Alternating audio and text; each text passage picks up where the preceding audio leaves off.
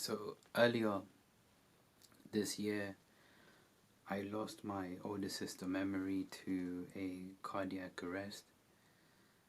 Um, uh, so yeah, that's why I've been away for a while. Um, it's been months, I guess, before I've posted on YouTube or LinkedIn or whatever. And yeah, just I obviously needed time with my family. Um, Not that I need to explain that, but that is that's just what happened. You you have time for your family and to go to the funeral, to connect with people that you haven't connected with in a while. Um,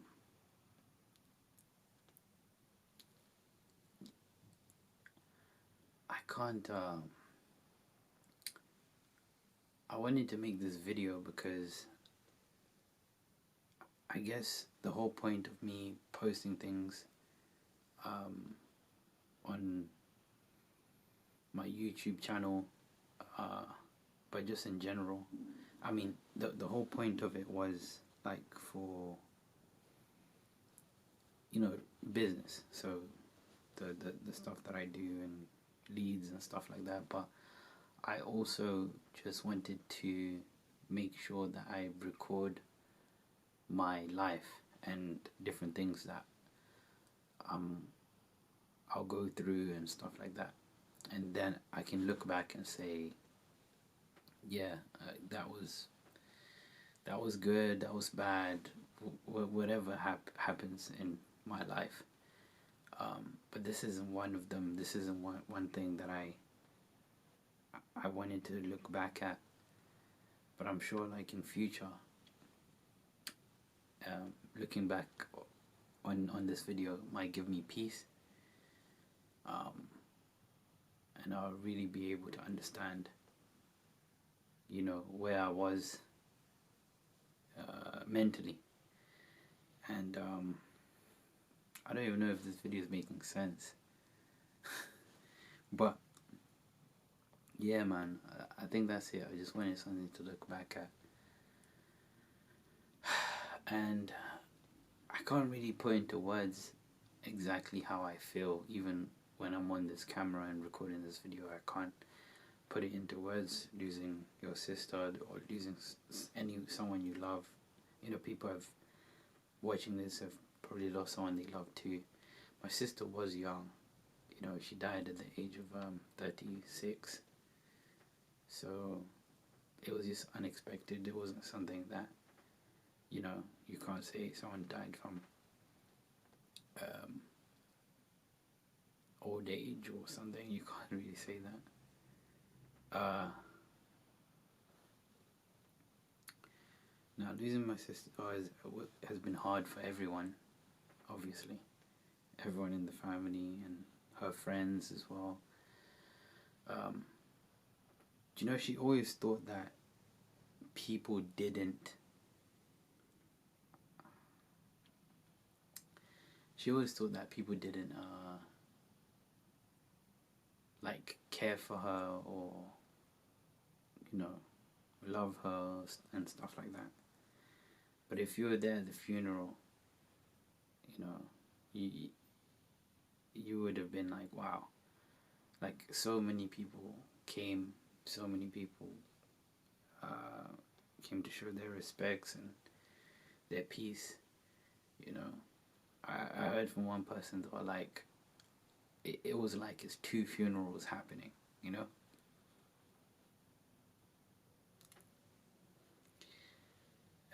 Losing my sis it's like,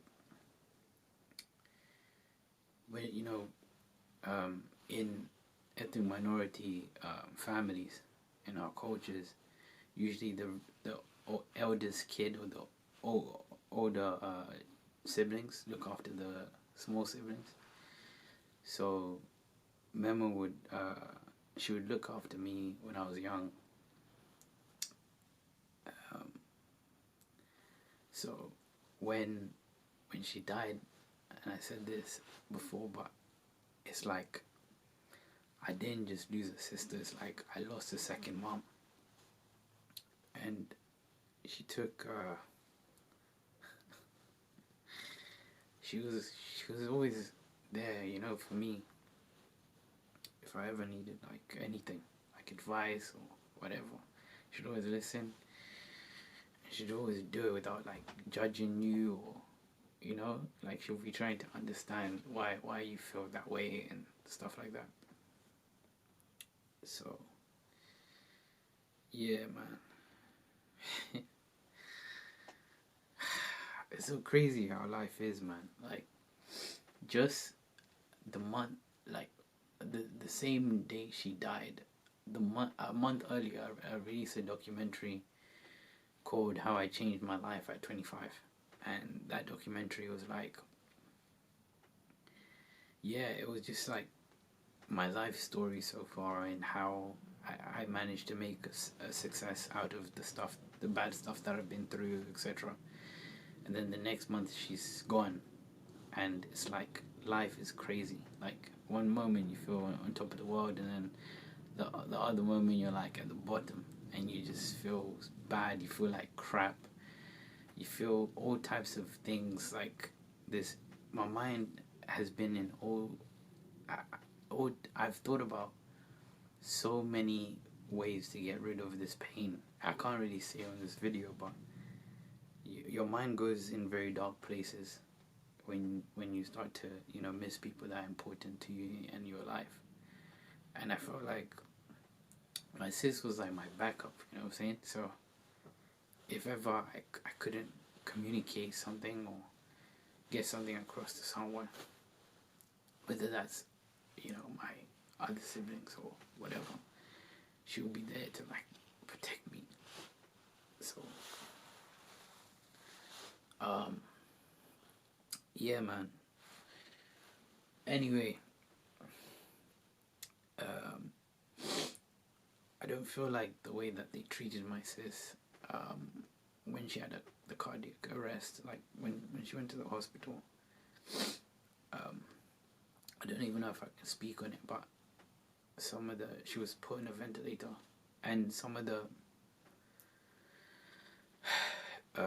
doctors there, like, they didn't really give us like her enough time on the ventilator, because the time she came in, they were like, well, you know, we're gonna have to switch off the machine because she had like some brain damage and stuff, and they wanted to switch off the machine then and there, but we pleaded for other family members to come to see her before they do that. Everything seemed like really rushed.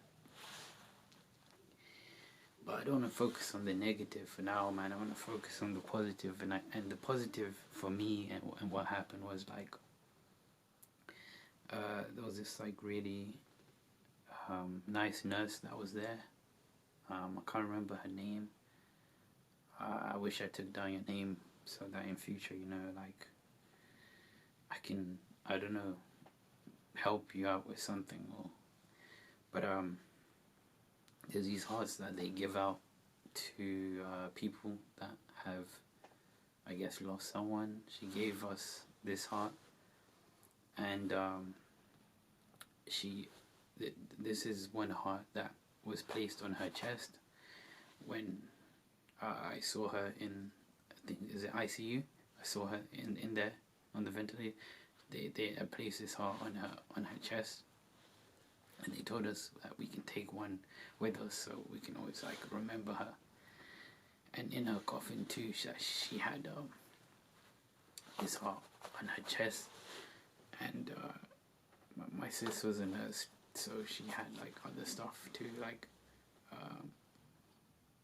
you know, to do with like nurse stuff, like memorable stuff with her on her chest, in her coffin. So all in my family, we keep this heart with us. I keep this with me all the time, to remind me of her, and that she's always like with me. I also keep her ring with me too, so I'll put it on. It's a nice ring, and one of her jackets too. Not that I wear it or anything, but it's just really, you can't really see the jacket. I don't even know why I'm showing it, but yeah, these are the three things that I keep with me. You know, some people, I guess they react differently to these situations. Some people wouldn't want to keep any stuff of a dead loved one with them. Some of them find it like spooky or creepy or whatever, and to each his own. For me personally, I think it's just helped me know that like I have something of hers that is with me here in the world of the living. So it keeps me like, not only do I remember her, but I don't just remember her and cry. You know what I'm saying? I'm saying this because I'm crying right now because of what I'm talking about, but I don't just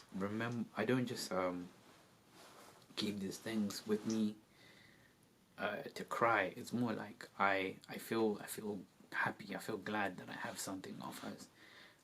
For me, if I didn't have something of hers with me, it would be even like more painful. But this is something that I can hang on to and touch and feel and take care of. So yeah, this stuff will always be with me. Anyway, yeah, it's a long video. That's where I've just been with my family. I've been taking care of my family. Yeah, she leaves 3 beautiful children behind. My 2 nephews and my 1 niece.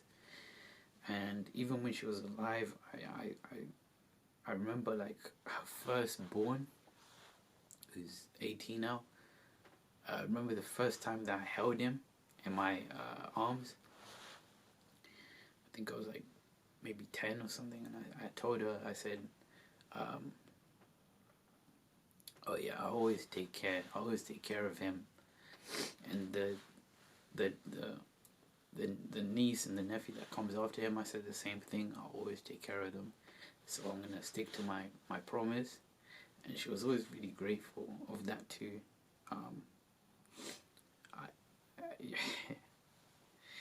I can't even like explain.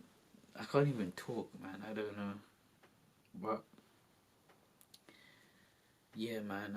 I got people to take care of. So I need to get back to. I need to get back to the grind, I guess. You know, when you lose a loved one, it's like when you lose a loved one, it's like stuff would never be the same.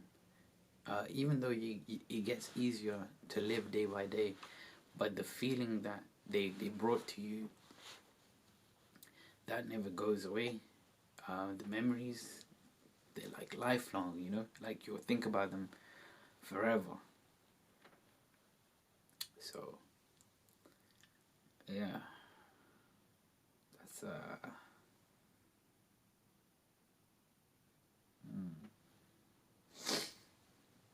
I'm doing my best, like to not cry on camera. You know what I'm saying? So I'm holding in tears. But anyway, now that's it, guys, man. That's what I wanted to say.